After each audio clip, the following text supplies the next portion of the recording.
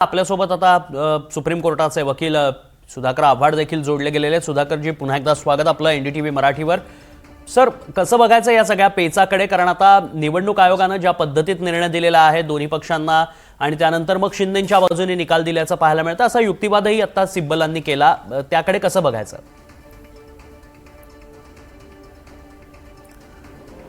हे बघा, आपण आधीच्या सत्रात बघितल्याप्रमाणे 1966 साली शिवसेना पक्षाची स्थापना कैलासवासी बाळासाहेब ठाकरे यांनी केली आणि तेव्हा ते या पक्षाचे शिवसेना प्रमुख होते आणि आजही आपणच त्यांना शिवसेना प्रमुख म्हणतो। त्यांच्या निधनानंतर उद्धव बाळासाहेब ठाकरे यांना पक्षानं पक्षप्रमुख, शिवसेना पक्षप्रमुख या पदावर नेमलं। त्यानंतर ही जी शिवसेनेची घटना आहे, शिवसेना पक्षाची घटना आहे, त्याच्यामध्ये 2013 साली परत दुरुस्ती करण्यात आली, त्यानंतर पुन्हाही दुरुस्ती करण्यात आली आणि त्याच्यातील कलम 11 उपकलम 11 प्रमाणे त्यांनी ह्या पक्षांतर्गत झालेल्या गोष्टी या निवडणूक आयोगाला कळवलेल्या होत्या। एक गोष्ट मात्र ही मान्य केली पाहिजे, मान्यच आहे, सर्वांनाच मान्य आहे, मला वाटतं ती शिंदे गटांना सुद्धा मान्य असली पाहिजे किंवा आहेच, ती म्हणजे जेव्हा निवडणुका झाल्या तेव्हा त्या निवडणुका या पक्षप्रमुख उद्धव बाळासाहेब ठाकरे यांच्याच अधिपत्याखाली झालेल्या होत्या। एवढंच नव्हे तर त्यांनीच नंतर त्यांचे 6 नेते किंवा उपनेते निवडलेले होते। त्यांनीच त्यानंतर एकनाथ शिंदे साहेबांना नेता निवडलेलं होतं। एवढंच कशाला तर त्यांनीच नंतर त्यांच्या अधिपत्याखालीच तेव्हा एकनाथ शिंदे साहेब काम करत होते। जर का ही वस्तुस्थिती असेल तर राजकीय पक्ष तिथे आला, पुढे निवडून आल्यानंतर विधिमंडळ पक्ष आला आणि आता जे शिब्बल साहेब आर्ग्युमेंट करतात ते असंच की शेवटी ह्या दोघांच्या मधला जो समन्वय आहे किंवा दोघांच्या मधला जो आपण संबंध प्रस्थापित करायचा आहे तो याच्यातून केला पाहिजे। म्हणजे फक्त निवडून गेलेल्या पक्षातले 40 आमदार एका बाजूला गेले किंवा त्यांनी त्यांचा गट स्थापन केला किंवा ते स्वतःलाच म्हणायला लागले की आम्हीच आता प्रमुख पक्ष आहोत, तर हे करायला परवानगी आहे का?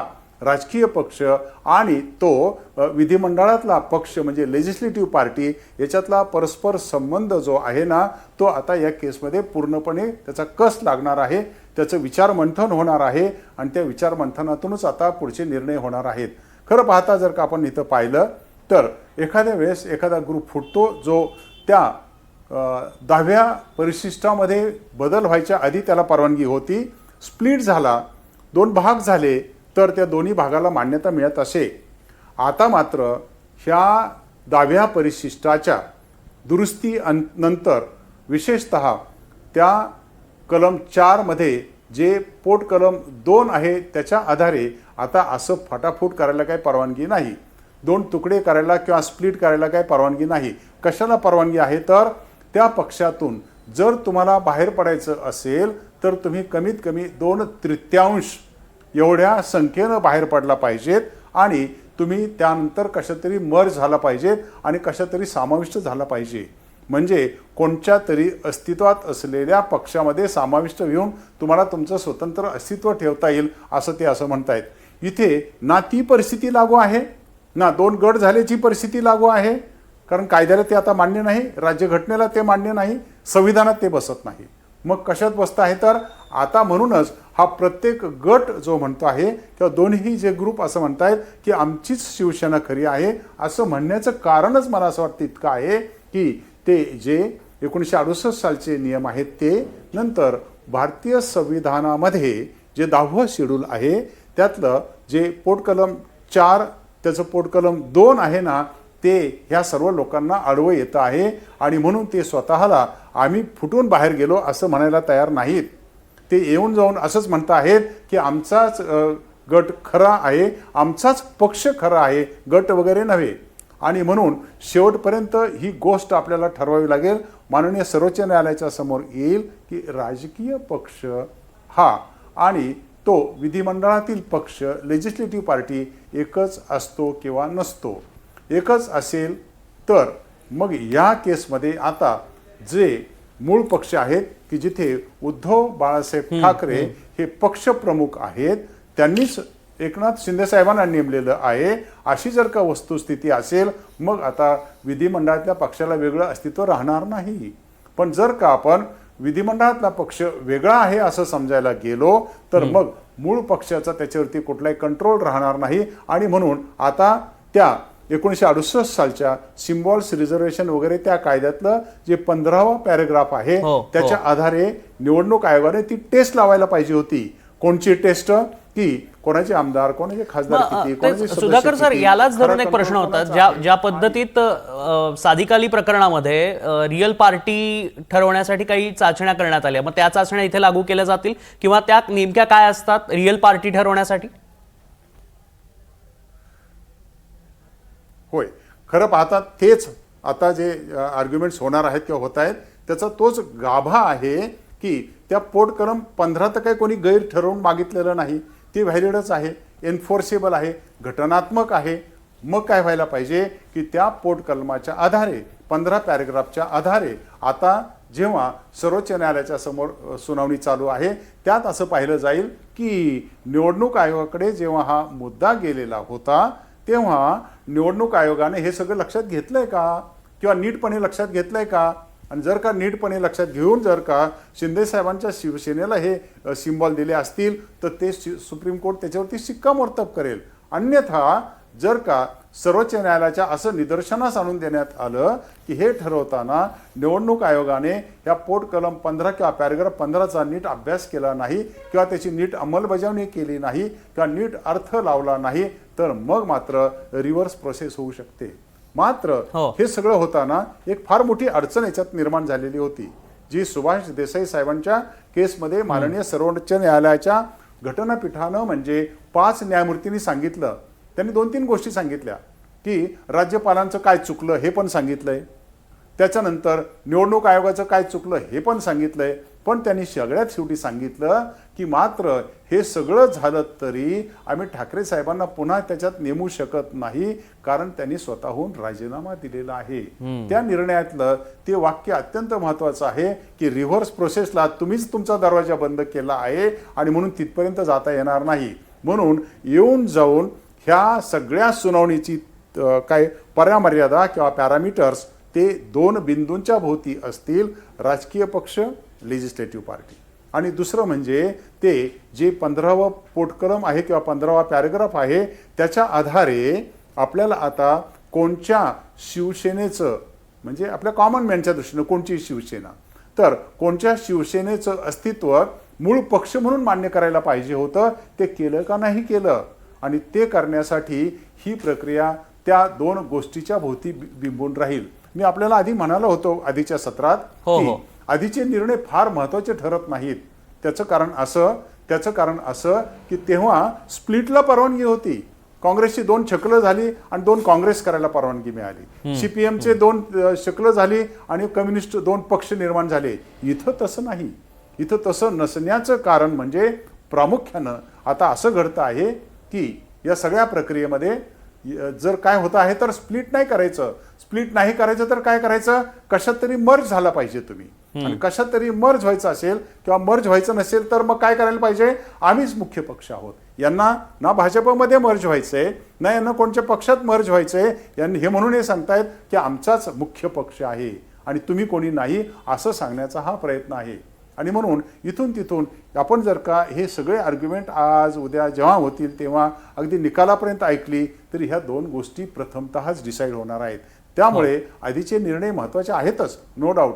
ते कारण माननीय सर्वोच्च न्यायालयाच्या घटनापीठाचे आहेत, पण त्याचा संदर्भ त्या मानाने इथे कमी असेल आणि इथे नव्यानं काहीतरी न्याय निर्णयित करावा लागेल की त्यासाठी ही केस म्हणजे इथून पुढच्या अनेक केसेससाठी तो एक पायंडा ठरेल. बेंचमार्क असेल. कायद्याच्या भाषेत थेरी ऑफ प्रेसिडेंटमध्ये प्रेसिडेंट असं म्हणतात. बेंचमार्क असेल, लँडमार्क असेल. अगदी पॅरेग्राफ 15चा जसा तुम्ही उल्लेख केला तर त्यात निवडणूक आयोगाला एक प्रकारे पक्षघटनेची वैधता तपासण्याचा अधिकार नसल्याचं म्हणजे सिम्बॉल ऑर्डरमध्ये तसं म्हटलेलं आहे. मग त्यावरती आता शिंदेकडनं कसा युक्तिवाद करण्यात येईल, कारण 2018 मध्ये साधारणतः जी घटना बदलण्यात आली शिवसेनेकडनं ती आम्हाला मिळाली नसल्याचंच निवडणूक आयोगानं सातत्यानं म्हटलेलं पाहायला मिळतं. होय होय होय.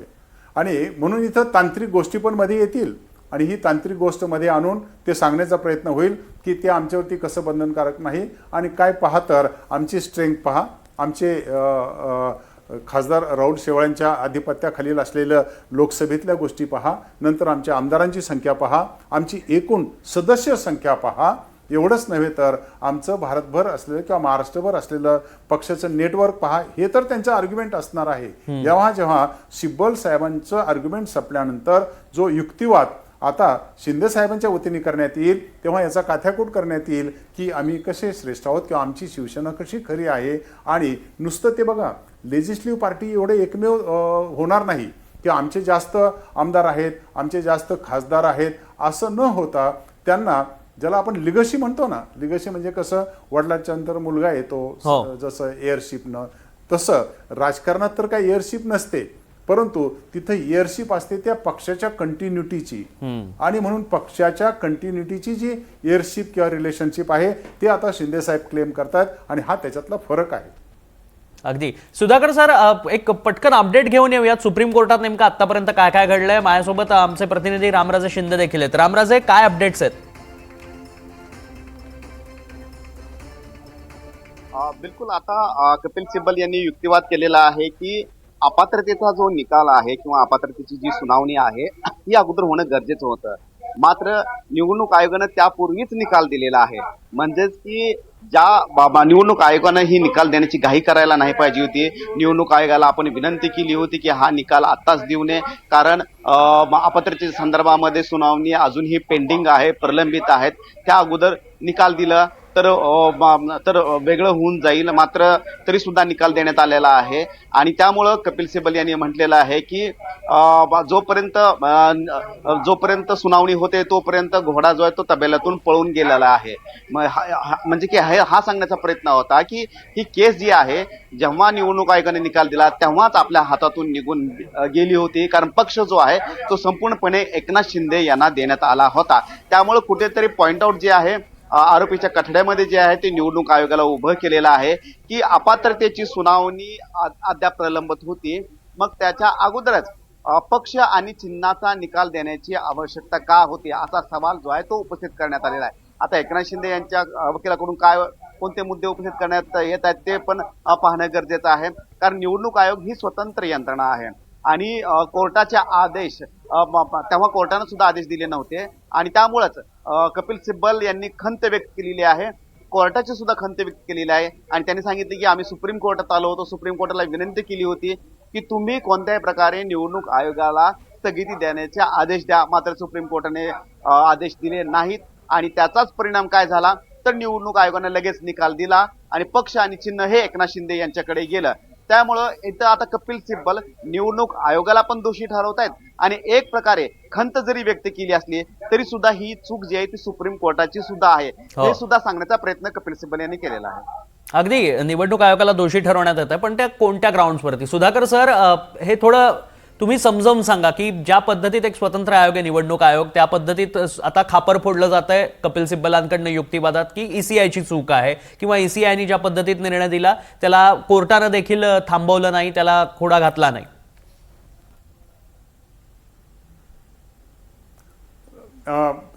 आपण जो मुद्दा उपस्थित केलाय हा जेव्हा जेव्हा निवडणूक आयोगाची कोणची कार्यपद्धतीमध्ये येते तेव्हा तेव्हा त्यांच्या कार्यपद्धतीवरती खूपदा ही टीका झालेली आहे. खूपदा तर असं म्हटलं जायचं की निवडणूक आयोग म्हणजे दुसरं तिसरं काही नसून हे सरकारचं एक अंग आहे. म्हणजे जेव्हा जेव्हा कोणत्याही पक्षाला विरोधी पक्षाला तो निकाल योग्य वाटत नसतो तेव्हा ते निवडणूक आयोगाच्या कार्यपद्धतीवरती टीका करत असतात. हे जरी खरं असलं तरी माझं मत असं आहे की काही वेळा निवडणूक आयोगाची कार्यपद्धती निश्चितच संशयास्पद होती आणि असते आणि म्हणून निवडणूक आयोगाच्या कार्यपद्धती संबंधाने जर का आपण अभ्यास केला तर इथे निवडणूक आयोगाने आपला निकाल देताना ते तितकंसं खुलासेवार किंवा त्याच्याशी योग्य अशा पद्धतीची कारण मीमांसा केली का हा खरा मुद्दा उपस्थित होतो. आणि जेव्हा माननीय सुभाष देसाई साहेबांची केस 2022-23 जेव्हा माननीय सर्वोच्च न्यायालयाच्याकडे आलेली होती आणि त्या निकालपत्रातच ह्या सगळ्यांच्या विषयीच्या गोष्टी सर्वोच्च न्यायालयानेच क्लिअर केल्यात. सर्वोच्च न्यायालयाने त्या भल्या मोठ्या निकालपत्रामध्ये निवडणूक आयोग असेल, नंतर स्पीकर असतील, नंतर राज्यपाल असतील, याच्याविषयी आपण जर का वाचलं तर फार स्पष्टपणे कथन केलेलं आहे. आणि म्हणूनच ह्या विरोधी पक्षांच्या यांना किंवा सरकार विरोधी असलेल्या पक्षांना सुद्धा किंवा श्री उद्धव बाळासाहेब ठाकरे यांच्या गटाला सुद्धा ते जे आयतं कोलीत मिळालं ना, ते याच्यामुळे मिळालेलं आहे. आणि सर्वोच्च न्यायालयाच्या त्या सुभाष देसाईच्या खटल्याच्या शेवटच्या पॅराग्राफमध्ये जे कन्क्लुजन्स किंवा तात्पर्य काढलेलं आहे त्यात सुद्धा हेच म्हटलेलं आहे.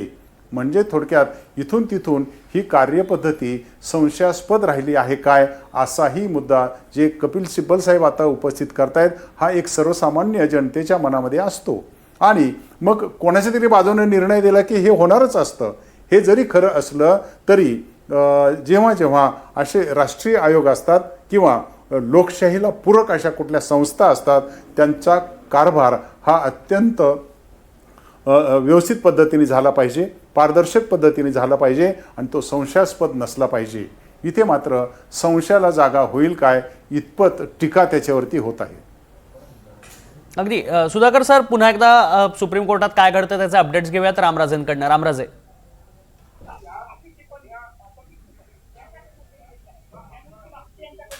बिलकुल, कारण तेच जो घटनाक्रम झालेला आहे किंवा अपात्रतेच्या संदर्भामध्ये निवडणूक आयोगाची घाई या संदर्भामध्ये पुन्हा पुन्हा चर्चा केली जाते. परंतु आता इथं द्वंद्व दिसून येते, ते म्हणजेच की कपिल सिब्बल यांच्यामध्ये आणि सुप्रीम कोर्टाचे वकील यांच्यामध्ये. कारण कपिल सिब्बल यांनी म्हटलेलं आहे की घाई केली निवडणूक आयोगानं आणि त्यामुळं सुप्रीम कोर्ट हे सुनावणी घेऊ शकलं नाही आणि म्हणूनच अपात्रतेच्या अगोदरच पक्ष चिन्ह आणि पक्ष जो आहे ते एकनाथ शिंदे यांना दिला गेला, असा जो आक्षेप जो आहे तो कपिल सिब्बल यांनी घेतला. हाच युक्तिवाद सुद्धा करण्यात आला. मात्र जस्टिस जयमाला बागची यांनी त्यांना म्हटलेलं आहे की त्यानंतर मग नवीन विधानसभा अस्तित्वात आली. त्यामुळे जर नवीन विधानसभा जर अस्तित्वात आली तर अगोदरच्या या निर्णयाचा किंवा अपात्रतेच्या संदर्भातला काही अर्थ उरतोय का, असा सवाल सुद्धा त्यांनी केला. आणि त्यानंतर कपिल सिब्बल यांनी सांगितलं की बरोबर आहे, कारण दोन्ही गोष्टी ज्या आहेत त्या वेगवेगळ्या होतात आणि त्याचा अर्थ उरत नाही. मात्र दोन्ही गोष्टी एकमेकांशी निगडीत आहेत, कारण अगोदरचा निकाल येणं प्रलंबित होतं. जरी नवीन विधानसभा अस्तित्वात आली किंवा विधानसभा अध्यक्ष जे नवीन आले, कारण निवडणुकीच्या नंतर हे संपूर्ण नवीन अध्यक्ष आलेले आहेत, मात्र अगोदरची जी घटना होती त्यावेळेस तत्परतेने लवकरात लवकर सुप्रीम कोर्टाने सुनावणी घेणं गरजेचं होतं. आणि त्याचबरोबर घाई जी आहे ती निवडणूक आयोगाने करण्याची आवश्यकता नव्हती. आणि हे सांगताना अनेक रेफरन्स दिलेले आहेत कपिल सिब्बल यांनी. इंदिरा गांधीच्या निवडणुकीचा रेफरन्स दिलेला आहे की त्यावेळेस मग इंदिरा गांधी यांच्याकडे पक्ष कसा राहिला, कारण मूळ पक्ष त्यांचा होता. त्यानंतर रेफरन्स देण्यात आलेला आहे अखिलेश यादव यांच्या पक्षाचा, समाजवादी पार्टीचा, ज्यावेळेस अखिलेश यादव यांचे काका शिवपाल यादव यांनी बंड पुकारलं होतं आणि त्यांच्यासोबत काही प्रतिनिधी जे आहेत लोकप्रतिनिधी गेले होते. मात्र पक्ष हा अखिलेश यादव यांच्या सोबत होता. त्यामुळं तेव्हा इंदिरा गांधी आणि आता अखिलेश यादव हे दोघंही योग्य होते आणि तीच भूमिका आता उद्धव ठाकरे यांची आहे आणि त्याच रोलमध्ये उद्धव ठाकरे आहेत. मग त्या दोन केसमध्ये वेगळा न्याय आणि या केसमध्ये वेगळा न्याय का?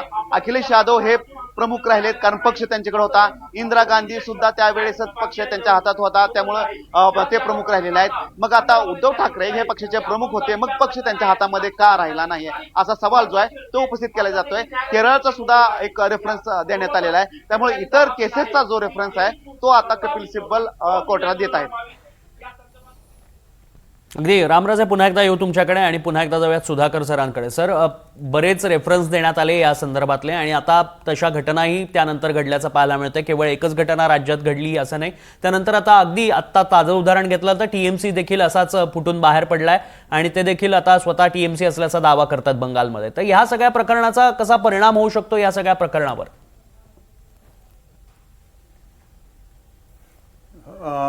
आपण जो आत्ता मुद्दा उपस्थित केला हा इतकाच खरा आहे. त्यापूर्वी एक छोटीशी नम्र विनंती, आपण माझ्या नावाच्या पुढे सुधाकर आव्हाड सुप्रीम कोर्टाचे वकील असं दाखवत आहात. मी नम्रपणे नमूद करतो, मी सुप्रीम कोर्टाचा वकील नाही. मात्र माझा मुलगा सुप्रीम कोर्टात वकिली करतो. मी भारतीय राज्यघटनेमध्ये PhD झालेलो आहे, पण मी स्वतः सुप्रीम कोर्टाचा वकील नाही.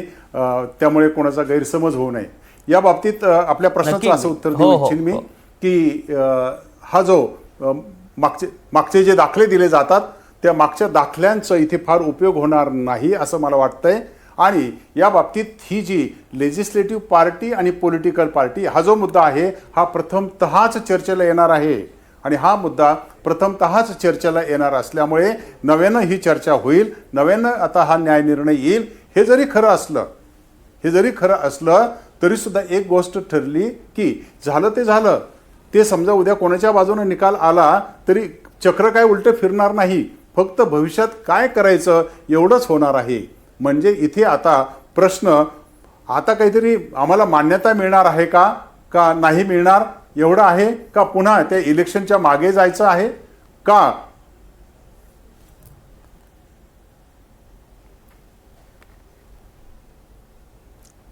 बोला सुधाकर सर बोला. हो, ते मग याच्यानंतर पुढचा मुद्दा उपस्थित होईल. तो पुढचा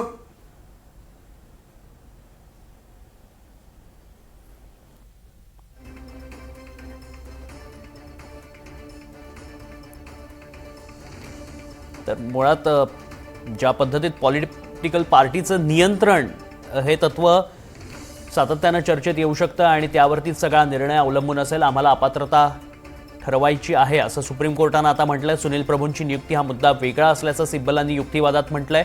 सगळी प्रक्रिया बेकायदेशीर असल्याचंही कोर्टानं म्हटल्याचं सिब्बलांनी म्हटलंय. त्यामुळे सिब्बल युक्तिवाद करतायत, त्यावरती सुप्रीम कोर्ट देखील आता आपलं म्हणणं मांडतंय. सुनील प्रभूंची नियुक्ती हा वेगळा मुद्दा असल्याचं सिब्बलांनी म्हटलं आणि त्यावरती सुप्रीम कोर्टानं आम्हाला अपात्रता ठरवायची आहे असं म्हटलंय. सुधाकर सर पुन्हा एकदा तुमचा मुद्दा पूर्ण कराल तुम्ही. याच्यात काय घडतं आहे की हे सगळं होत असताना तो मूळ पक्ष आणि त्याच्यातनं फुटलेले दोन गट, आधी सगळं वेगळं होत होतं. आधीची जे आपण विविध किस्से पाहिले, विविध गोष्टी पाहिल्या, विविध केसेस आपण पाहिल्या, त्यामध्ये एकच मुद्दा उपस्थित होत होता आणि तो म्हणजे का बरं ऐकायला.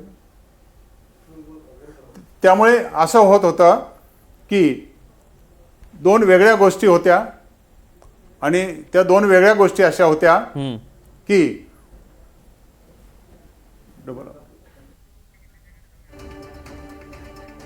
सुधाकर सर यांचा आपल्यापर्यंत आवाज पोहोचत नाही काही तांत्रिक कारणांमुळे. आपण पुन्हा एकदा त्यांच्याकडनं ही सगळी सविस्तर माहिती जाणून घेऊयात या संदर्भातली. मात्र पुन्हा एकदा अपडेट्स जाणून घेऊयात. तर रामकडनं रामराजे, काय अपडेट्स आहेत, काय घडतंय कोर्टात?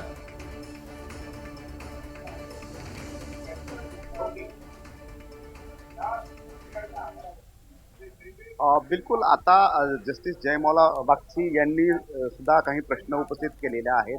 जून 2022 मध्ये जेव्हा पक्ष प्रमुखांनी बैठक घेतली होती आणि त्या बैठकीला आमदारांनी हजेरी लावली नाही, याचा अर्थ त्यांनी स्वेच्छेने पक्ष सोडणं असा होत नाही का, असा सवाल त्यांनी उपस्थित केलेला आहे. त्यामुळं कपिल सिब्बल यांनी सांगितलेले की हा पण एक वेगळा पैलू आहे, की अनेक पैलूपैकी हा एक पैलू आहे.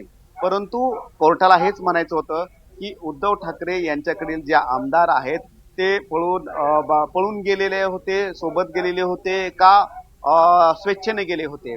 आणि यातूनच कोर्टाने विचारलेलं आहे की जर पक्षप्रमुखांच्या बैठकीला जेव्हा जून महिन्यामध्ये ही बैठक झाली होती, त्या बैठकीला जर हे आमदार उपस्थित नसतील तर याचाच अर्थ की यांनी पक्ष स्वेच्छेने सोडलाय असा होत नाही का. तर त्यावर कपिल सिब्बल यांनी हो म्हणून असं सांगितलेलं आहे. मात्र या संपूर्ण घटना जी आहे, अपात्रताची जी आहे याचिका जी आहेत, तर त्या याचिकाच्या संदर्भामध्ये सुद्धा कपिल सिब्बल यांनी सांगितलेलं आहे की अपात्रतेची याचिका होती, त्याची दखल जी आहे ती घेणं गरजेची होती. त्याचबरोबर जे उपस्थित राहिले नव्हते त्यांच्यावर कारवाई पक्षाने केली होती आणि त्या संदर्भातचं विधानसभा अध्यक्षांना सुद्धा कळवण्यात आलं होतं. मात्र विधानसभा अध्यक्षांनी त्यावर कारवाई केली नाही आणि एकनाथ शिंदे यांच्या बाजूनं निकाल दिलेला आहे. अविश्वास ठराव सुद्धा आणला होता, परंतु त्यावर सुद्धा काही दखल घेतली नाही. संपूर्ण आकडेवारी जी आहे ते आता कपिल सिब्बल मांडत आहेत. नक्कीच आतापर्यंत कोर्टात कपिल सिब्बलांकडनं जोरदार युक्तिवाद झाल्याचं पाहायला मिळतंय. सुधाकर सर पुन्हा एकदा आपल्या संपर्कात आहेत. सुधाकर सर, तुम्ही मगाशी जो मुद्दा मांडत होता तो पूर्ण करा आणि मग पुन्हा एकदा आपण पुढच्या ज्या काही अपडेट्स आल्या त्यावरती एक चर्चा करूया. याच्यात येऊन जाऊन एकाच मुद्द्याशी आपण निगडीत राहतो आणि म्हणून ती चर्चा पुन्हा रिपीट होणार आहे अनेक ठिकाणी सगळ्या पक्षाकडून, सगळ्या वकील साहेबांच्याकडून. ती म्हणजे जर का माननीय उद्धव साहेबांनी जर का एकनाथ शिंदे साहेबांची नेमणूक केलेली असेल, त्यांना नेता नेमलेला असेल, त्यांना मंत्री केलेला असेल, त्यांच्या दिलेल्या चिन्हावरती हे निवडून आले असतील, तर मग आता ती पॉलिटिकल पार्टी आणि लेजिस्लेटिव्ह पार्टी याच्यातला फरक करायचा का? आणि हा फरक करत असताना थोडक्यात ज्यांच्यापासून आपल्याकडे हे आलं ते नाकारायचं का, असा मुद्दा कोर्टाला शेवटपर्यंत आता चर्चेला घ्यायचा आहे. आणि म्हणून आपण जे आधी म्हणालो की आधीच्या केसेसचे निर्णय इथे जसेच्या तसे लागणार नाहीत, त्याचं हेच कारण आहे. आणि म्हणून ही केस जरीही ठाकरे साहेबांना त्याचा किती फायदा होईल, शिंदे साहेबांना किती फायदा होईल हे जरी नसलं तरीसुद्धा भविष्यामध्ये मात्र याची आवश्यकता आहे. माननीय सर्वोच्च न्यायालयानेच असं म्हटलेलं आहे कालच्या दिवशीचं जर आपण ऐकलं तर, की हे जे नियम आहेत याच्यामध्ये सुस्पष्टतेची गरज आहे. या नियमांच्या मध्ये ही सुस्पष्टता नसल्यामुळे, 10th शेड्यूलमध्ये ही सुस्पष्टता नसल्यामुळे आणि 68 नियमामध्ये सुस्पष्टता नसल्यामुळे वारंवार हे खटले तयार होतात आणि प्रकरणं कोर्टामध्ये जातात. ते अनेक वर्ष प्रलंबित राहतात आणि कोर्टासमोर असलेली इतर खटले मागे राहतात. म्हणून थोडक्यात काय केलं पाहिजे तर संसदेनं थोडासा जास्तीचा क्रियाशील होऊन, ॲक्टिव्ह होऊन ते 10th शेड्यूल नीटपणे दुरुस्त केलं पाहिजे. ते नीटपणे दुरुस्त करणे म्हणजे काय, डिस्क्वालिफिकेशनच्या ज्या गोष्टी आहेत त्या स्पष्टपणे लिहिल्या पाहिजेत आणि ते जे 68 सालचे नियम आहेत आणि तो पॅरा 15 आहे तो अजून सखोल खुलासेवर लिहिला पाहिजे. आतापर्यंत आलेल्या निर्णयाचा सारांश लक्षात घेऊन जर का भविष्यात असा वेळ वाया घालवायचा नसेल, अशी अस्थिर राजकीय परिस्थिती निर्माण करायची नसेल, तर मला असं वाटतं की खरा दोष त्या 10th शेड्यूलमधल्या तरतुदीकडे आहे. खरा दोष त्या 68 सालच्या सिम्बॉल रिझर्वेशन एटसेट्रा जो कायदा आहे त्याच्या त्या पॅराग्राफ 15 मध्ये आहे. इथं जोपर्यंत सर्वकष दुरुस्ती होत नाही तोपर्यंत हे असंच चालू राहणार. अगदी यालाच धरून एक प्रश्न होता की असं म्हटलं जाऊ शकतं या सगळ्याचा जर आपण सार काढलं तर नॉन अप्लिकेशन ऑफ माइंड या आधारे निर्णय घेण्यात आला किंवा त्याला त्या टर्मनी बघितलं जाऊ शकतं या सगळ्यामध्ये.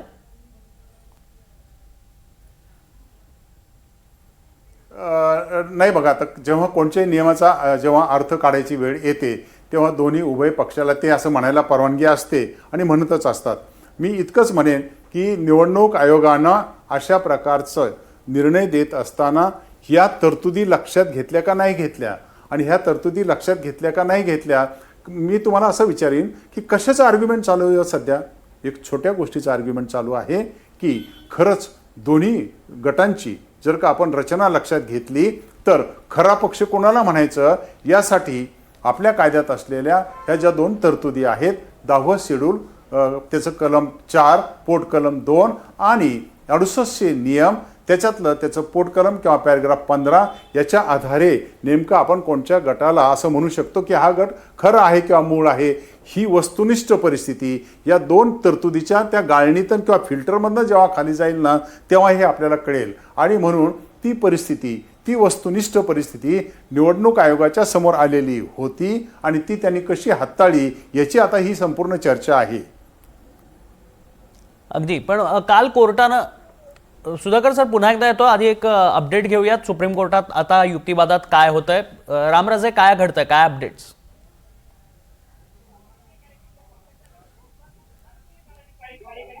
बिलकुल, आणखीन 2-3 मुद्दे जे आहेत ते उपस्थित करण्यात आलेले आहेत.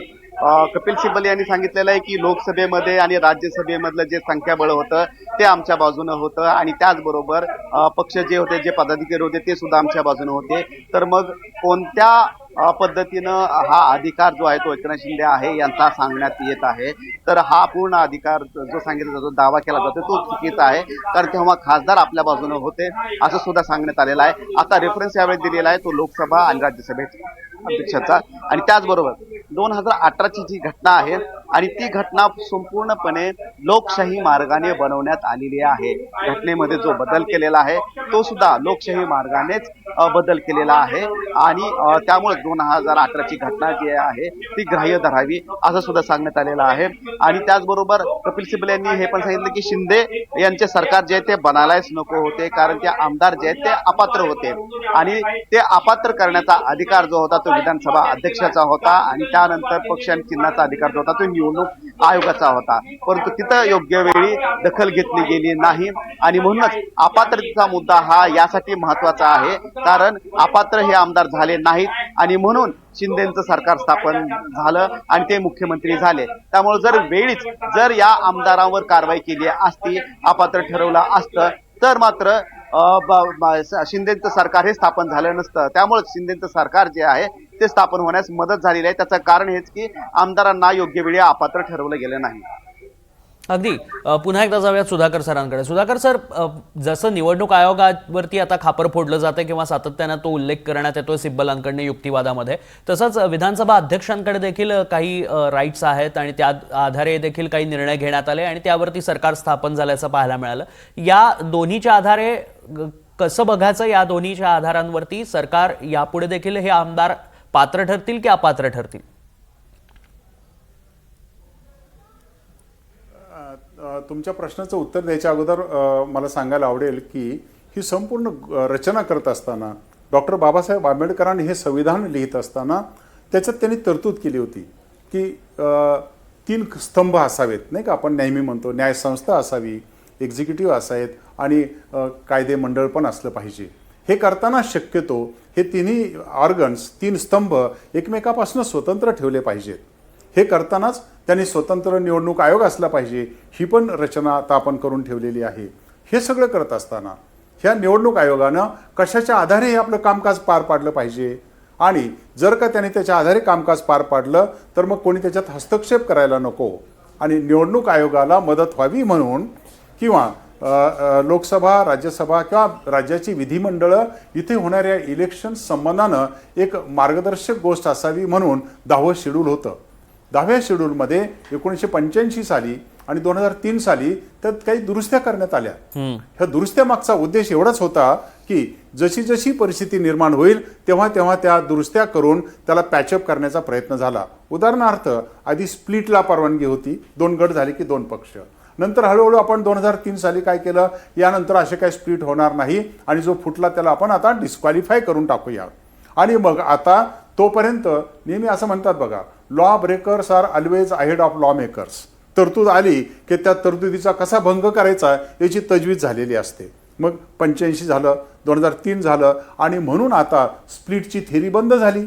आता इथून पुढे आम्ही स्प्लिट झालेला आहे, 2 गट झालेले आहेत, तुम्ही तुमचं बघा आम्ही आमचं बघतो, असं नाही. का असं म्हणण्याचं कारण म्हणजे ती जी 2003 नंतर 4 कलमाच्या 2 पोटकलमामध्ये ते लिहिलंय की 2/3 असले पाहिजेत आणि त्याच्या पुढे काय पाहिजे तर मर्जर किंवा त्याच्या पुढच्या तरतुदी झाल्या पाहिजेत. ते झालं नाही तर ते अपात्र ठरतील, डिस्क्वालिफाय ठरतील. म्हणजे उद्या असं धरून चालू की शिंदे साहेबांच्या ह्या ग्रुपनं 2/3 काय अगदी 90% संख्येनं बाहेर पडले असते आणि ते बाहेर पडून जर का त्यांनी वेगळा पक्ष स्थापन करायचं ठरवलं असतं तर ते डिस्क्वालिफाय झाले असते. आणि म्हणून तसं डिस्क्वालिफिकेशन आपल्या मागे लागू नये म्हणून ते असं म्हणतायत की आम्ही कशात मर्ज होऊ, आम्ही कशाला वेगळा पक्ष स्थापन करू, अरे आम्हीच तर खरे आहोत. आणि हे म्हणण्यामागे हा जो लॅक्युना आहे याचं सगळ्याच आजच्या ह्या चर्चेचं अनेक वर्ष चाललेल्या ह्या घोराळ्याचं कारण त्या 10व्या शेड्यूलमधल्या 4थ्या कलमातलं 2 नंबरचं पोटकलम आहे त्याच्यातील संदिग्धता आहे. तुम्हाला मी असं सांगू इच्छितो, जोपर्यंत ही संदिग्धता दूर करणार नाहीत तोपर्यंत हे खेळ चालूच राहणार. अगदी रामराजनकडनं पुन्हा एकदा जाऊयात. अपात्रता चाचणी आणि निवडणूक आयोगासमोरील प्रश्न वेगळे असल्याचं मत कोर्टानं नमूद केलं. अपात्रता आणि निवडणूक आयोगासमोरील वादात काही मुद्दे आहेत. अपात्रता प्रकरणातील मुद्दा स्वतंत्र आहे असंही कोर्टानं यात नमूद केलेलं आहे.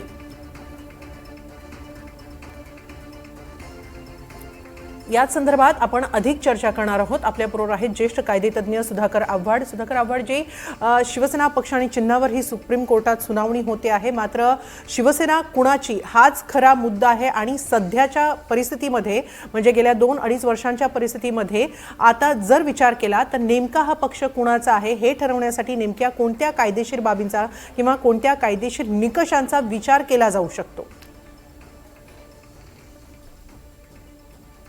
हे बघा, या केसमध्ये एकमेव मुद्दा आहे. आतापर्यंत जे विश्लेषण झालं हे आपण तरतुदींचं करत होतो. यात कुठेही मत मांडण्याचं काही कारण घडलेलं नव्हतं. 10वं शेड्यूल म्हणजे काय, नंतर ते 68 सालचे नियम म्हणजे काय, त्यातलं पोट कलम 15 म्हणजे काय, कलम 4 पोट कलम 2 म्हणजे काय, याचं आपण विश्लेषण आतापर्यंत करत होतो.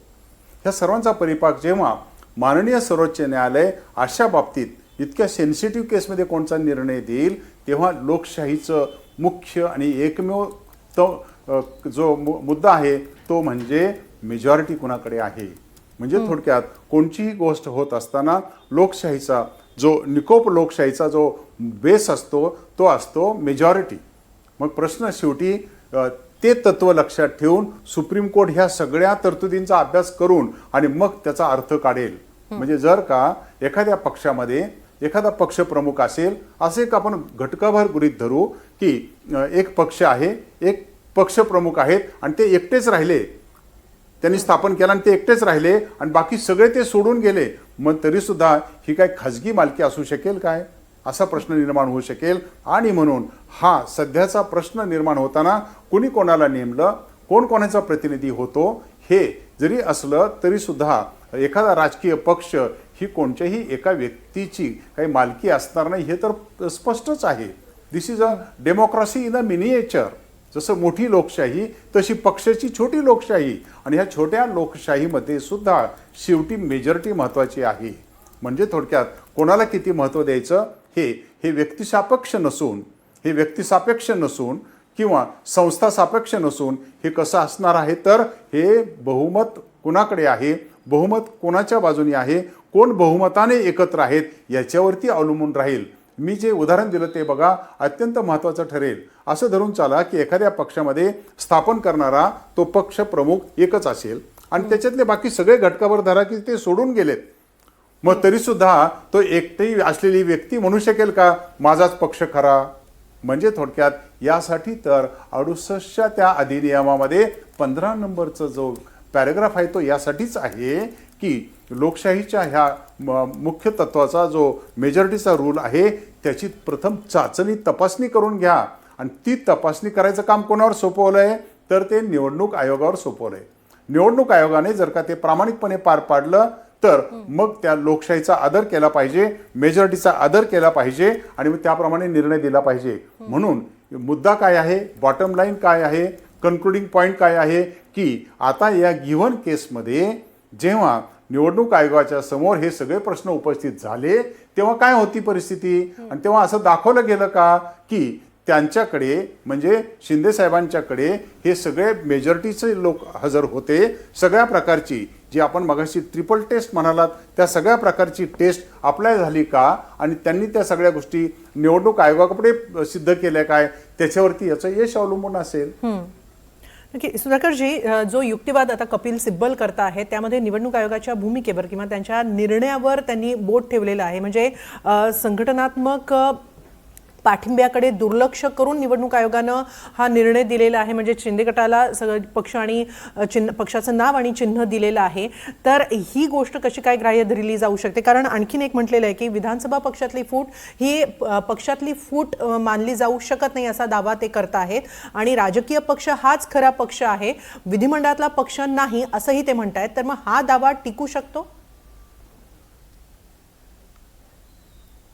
टिकू शकतो कारण कायद्यामध्ये लेजिस्लेटिव्ह पार्टी असा शब्द वापरलेला आहे आणि जर का कायद्यामध्ये लेजिस्लेटिव्ह पार्टी असा शब्द जर का वापरलेला असेल मग मात्र आपल्याला काय करायला लागेल तर हा जो मुख्य मुद्दा आहे की लेजिस्लेटिव्ह पार्टीमध्ये किंवा त्या विधिमंडळामध्ये आता निवडून आलेल्या लोकांच्या मध्ये कोणाचं बहुमत आहे हेही पाहायला पाहिजे. नाहीतर त्याला काहीच अर्थ उरला नसता.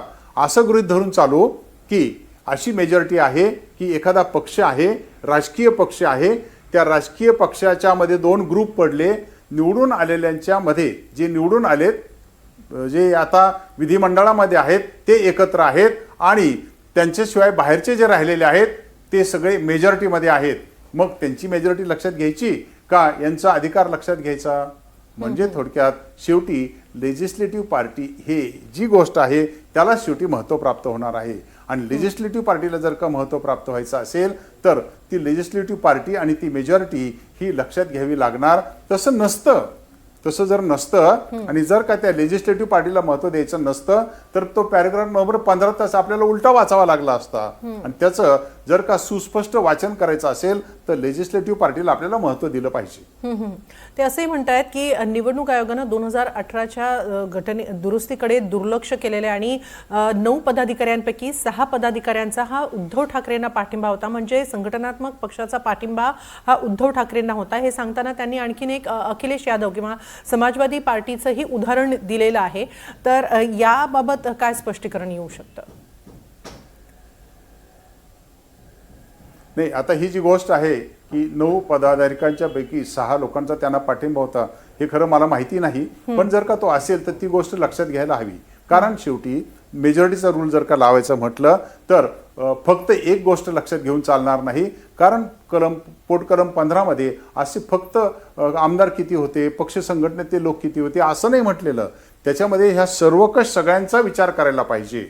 म्हणजे खासदार किती आहेत, आमदार किती आहेत, उभी फूट आहे का, नंतर सदस्य किती आहेत, हे सगळे पाहिले पाहिजेत.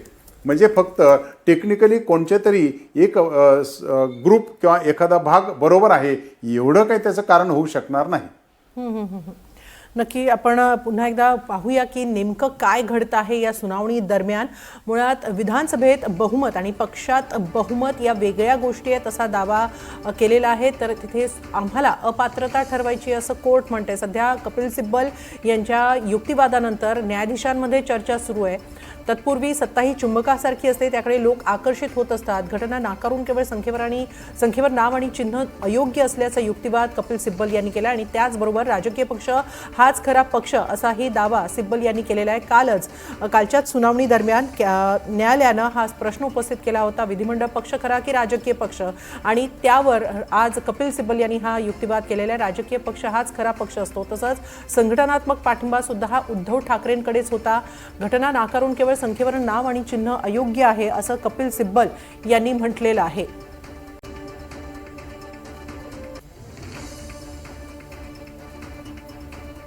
सुप्रीम कोर्टात आज ही सुनावणी झाली शिवसेना पक्ष आणि चिन्हासंदर्भातली.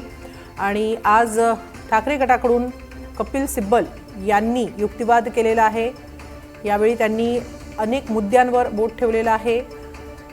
संघटनात्मक पाठिंबा हा उद्धव ठाकरेंना होता आणि त्याकडे निवडणूक आयोगानं दुर्लक्ष केलं आणि केवळ संख्या बघून त्यांनी एका गटाला पक्ष आणि चिन्ह, पक्षाचं नाव आणि चिन्ह दिलं असा मुद्दा कपिल सिब्बल यांनी मांडलेला आहे आजच्या सुनावणी दरम्यान. तसंच राजकीय पक्ष हा खरा पक्ष असतो आणि विधानसभेतील बहुमत आणि पक्ष संघटनेतील बहुमत या 2 वेगळ्या गोष्टी आहेत आणि त्या मात्र दुर्लक्षित करण्यात आल्या असाही दावा त्यांनी केलेला आहे.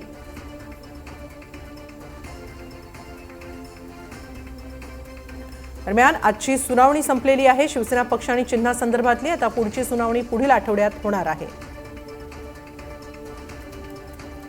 लोकांच्या कोर्टामध्ये एकनाथ शिंदे साहेबांनी स्वतःचं नेतृत्व शिवसेनेचं प्रूव्ह केलेलं आहे. बाळासाहेब ठाकरे यांचं हिंदुत्व आणि भारतरत्न डॉक्टर बाबासाहेब आंबेडकर यांनी केलेली घटना यावर आमचा पूर्ण विश्वास आहे. नाही, पण महत्वाचं म्हणजे जर बघितलं आज संपूर्ण सुनावणी साधारणतः 1 ते 1.5 तास सुनावणी झाली. या सुनावणीमध्ये अनेक प्रश्न उपस्थित करण्यात आले. आमदार अपात्रतेच्या प्रकरणामध्ये जर बघितलं आपण तर यामध्ये राहुल नार्वेकरची चूक आहे असं ऑब्झर्वेशन नोंदवलं गेलं. बघा, हे सर्व मतं कपिल सिब्बल मांडतायत.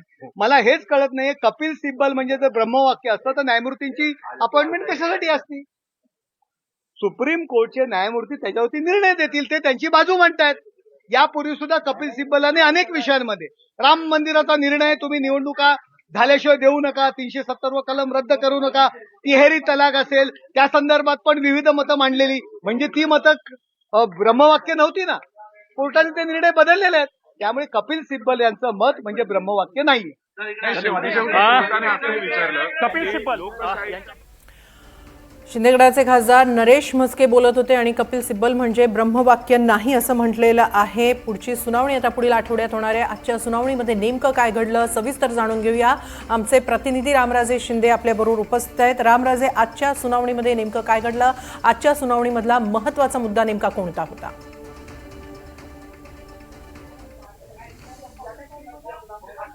बिलकुल आता शेवटी जाता जाता जो युक्तिवाद झाला आणि त्याचबरोबर त्याचा सुरुवात जी आहे ती जस्टिस यांनी केली, न्यायमूर्तींनी यांनी केलेली आहे. न्यायमूर्तीने हे विचारलेलं आहे की अगोदर लोकशाही मूल्यावर चालणारी ही पक्ष संघटना अचानक एका व्यक्तीच्या अखत्यारीत का गेली? कारण हे संपूर्ण मग एका व्यक्तीच्या संपूर्ण ताब्यात गेलेली आहे आणि एक हाती केंद्रित का झालेले आहे असा सवाल केला. आणि यावरून कपिल सिब्बल यांनी सांगितलेलं आहे की याबाबतचा उल्लेख आपण यापूर्वी सुद्धा केलेला आहे, परंतु निवडणूक आयोगाच्या हे अधिकार क्षेत्रात येत नसल्याचा उल्लेख केला. परंतु पुन्हा कोर्टाने तोच मुद्दा जो आहे तो उपस्थित केलेला आहे की जेव्हा आपण लोकशाहीचे तत्व, लोकशाहीचे मूल्यांचे रक्षण करणाऱ्या संस्थाबद्दल बोलतो तर मग तेव्हा असा प्रश्न निर्माण होतो की राजकीय पक्षाने लोकशाहीच्या पद्धतीनं कार्य करणं गरजेचं नाही का, असा सवाल सुद्धा उपस्थित करण्यात आलेला आहे. म्हणजेच की शिवसेनेमध्ये कुठेतरी एकाधिकारशाही होती एकाच्याच हातामध्ये, कारण त्यामध्ये व्यक्ती हा शब्द देण्यात आला होता आणि तो इन्क्लूड करण्यात आला होता आणि पक्ष प्रमुख जे निर्णय घेतील तो निर्णय सर्वांना मान्य असेल असं सांगण्यात आलं होतं. आणि त्यावरच कोर्टाने पॉइंट आउट केलेला आहे एका व्यक्तीच्या हातामध्ये ही संपूर्ण राजकीय पक्ष जरी असला तर त्यांच्या हातामध्ये हा राजकीय पक्ष देणं कितपत योग्य आहे? जर तुम्ही लोकशाहीचं बोलत असाल तर त्याच्यामध्ये लोकशाहीचं प्रतिबिंब का नाही असा सवाल जो आहे तो उपस्थित करण्यात आलेला आहे सुप्रीम कोर्टाकडून पण. नक्कीच. आजच्या सुनावणीमध्ये कपिल सिब्बल यांनी ठाकरे गटाच्या वतीनं युक्तिवाद केलेला आहे आणि निवडणूक आयोगाच्या निर्णयावर त्यांनी अनेक आक्षेप नोंदवलेले आहेत. आता पुढची सुनावणी ही पुढच्या आठवड्यात होणार आहे. मंगळवार किंवा गुरुवारी ही सुनावणी होऊ शकते. या संदर्भात आजच्या सुनावणी संदर्भात आपण कायदेशीर गोष्ट किंवा कायदेशीर अँगल जाणून घेऊया. आपल्याबरोबर आहेत ज्येष्ठ कायदेतज्ञ सुधाकर आव्हाड. सुधाकरजी, आजची सगळी सुनावणी पाहिली आणि जे जे मुद्दे आज कपिल सिब्बल यांनी न्यायालयासमोर मांडलेले आहेत ते पाहता आता पुढे शिंदे गटाची जेव्हा बाजू मांडली जाईल तेव्हा शिंदे गटानं नेमका कसा पवित्रा घेतला पाहिजे, त्यांच्याकडे आता युक्तिवादासाठी कोणते मुद्दे उपस्थित असू शकतात? हे बघा, या संपूर्ण प्रकरणामध्ये जसं आपली आजची सुरुवात झाली तसं या दोनच मुद्द्याभोवती वारंवार रिपीटेड आर्ग्युमेंट्स होणार आहेत दोन्ही पक्षाकडनं. आणि जो तो आपापली बाजू मांडणार की राजकीय पक्ष आणि लेजिस्लेटिव्ह पार्टी एक आहेत का नाहीत. आणि दुसरं म्हणजे अशी मान्यता देताना निवडणूक आयोगाने जे 68 सालचे अधिनियम आहेत त्यातल्या पॅराग्राफ 15 प्रमाणे योग्य ती कारवाई केलेली आहे किंवा नाही, ह्या दोन गोष्टीविषयी बाकीचे सगळे गोष्टी त्यांनी राहुल नार्वेकरच्या भूमिकेवरती देखील प्रश्न उपस्थित केलेले आहेत. नाही, राहुल नार्वेकरांच्या भूमिकेवर असं कुठे काही प्रश्न उपस्थित केले नाहीये. त्या संदर्भात त्यांनी ते प्रश्न विचारले नाही, त्या संदर्भातलं त्यांनी उत्तर पण दिलेलं आहे. पहिल्यापासून सांगा आम्हाला की आजची जी सुनावणी झाली आहे त्याच्यामध्ये साधारणपणे कोणकोणते मुद्दे तुमच्या दृष्टिकोनातून महत्वाचे वाटतात? पण एक सगळ्यात महत्वाचा मुद्दा होता की आमदार अपात्रतेचा निर्णय अगोदर व्हायला पाहिजे होता असा युक्तिवाद समोरच्या बाजूने करताना पाहायला मिळाला. नाही, समोरची बाजू त्यांची बाजू मांडत आहे, पण खूप मुद्दे आहेत. तर सर्वात महत्वाचा मुद्दा आमच्या दृष्टिकोनातून आज माननीय न्यायालयाने जो उपस्थित केलेला आहे की कॉन्स्टिट्यूशन चलो सत्यम निकलो ना. राहुल शेवाळे हे बोलत होते. यानंतर पुन्हा एकदा आपण ज्येष्ठ कायदेतज्ञ सुधाकर आव्हाड यांच्याकडे जाऊया. सुधाकरजी, आपण तुमचा मुद्दा पूर्ण करा. होय, जसं आपण विचारलं की पुढे काय घडणार आहे किंवा काय घडू शकतं किंवा प्रतिपक्ष काय काय गोष्टी सांगू शकतो, येऊन जाऊन काय राहणार आहे, तर हे खूप डिटेल झाले.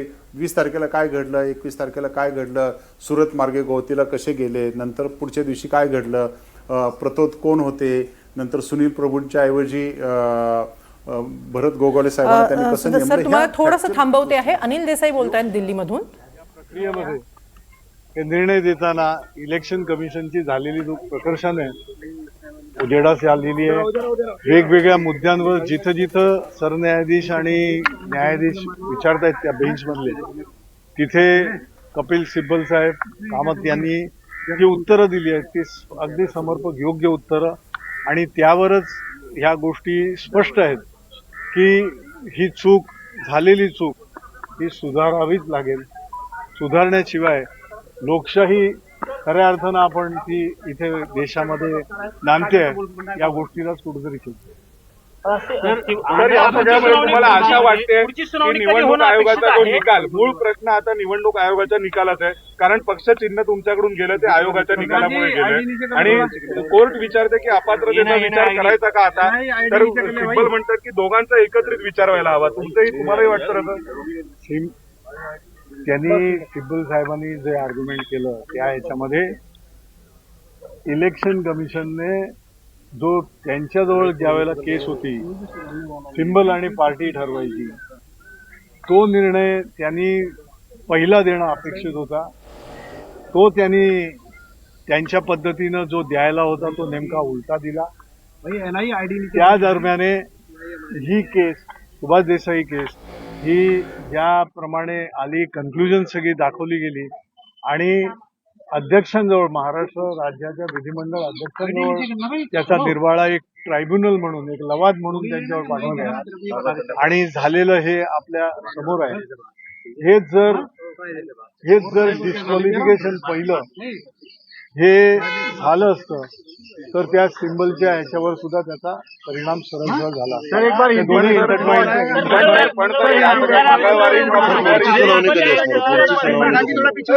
पुढची सुनावणी ही बहुतेक मंगळवार किंवा येत्या बुधवारी.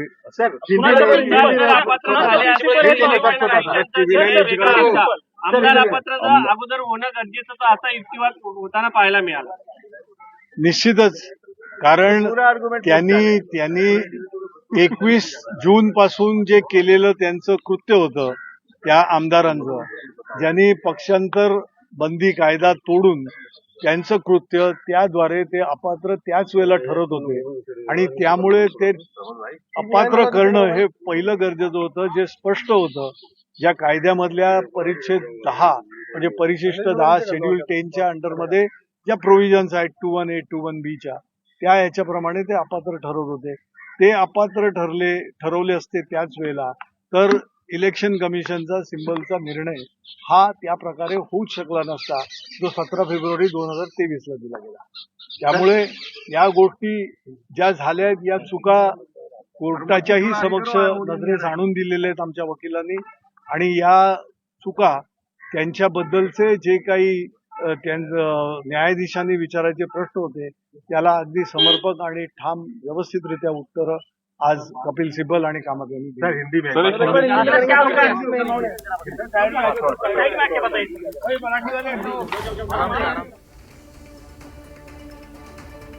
पुन्हा एकदा आपण सुधाकर आव्हाड यांच्याकडे जाऊया. सुधाकरजी, थोडक्यात सांगाल की नेमकं आजच्या या सुनावणीबाबत तुम्हाला काय वाटतं? मला असं वाटतं की उभय पक्षांना इतकी व्यवस्थित केस आहे, ज्याला आपण म्हणतो ना की स्वॉर्ड एज्ड, म्हणजे तरवारीच्या पात्यावर उभे असल्यासारखा हा मुद्दा आहे. दोन्ही बाजूंना सुंदर आर्ग्युमेंटची संधी आहे. जसं आज वरवर पाहता आपण ऐकतोय की सिब्बल साहेबांनी फार फोर्सफुल आर्ग्युमेंट केलेला आहे, फार छान पटण्यासारखं आर्ग्युमेंट केलेलं आहे. मला खात्री आहे की हा मुद्दा इतका डेलिकेट आहे की अशाच प्रकारचे आर्ग्युमेंट्स आपल्याला मंगळवारी पण ऐकायला मिळतील, कारण या मुद्द्यावरती दोघांनाही आपली बाजू अत्यंत सुंदरपणे मांडण्याची संधी आहे. म्हणून सर्वोच्च न्यायालयाचं काम अत्यंत डिफिकल्ट असणार आहे. यामध्ये प्रथमतःच अशा प्रकारचा निवाडा द्यायची सुप्रीम कोर्टाला गरज पडणार आहे. मला तर असं वाटतं यदा कदाचित माननीय सर्वोच्च न्यायालय हा मुद्दा जास्तीच्या पीठाकडे पाठवेल का काय, अशी पण परिस्थिती निर्माण होऊ शकते. नक्की. धन्यवाद सुधाकर आव्हाडजी, NDTV मराठी बरोबर ही सविस्तर चर्चा केल्याबद्दल. धन्यवाद.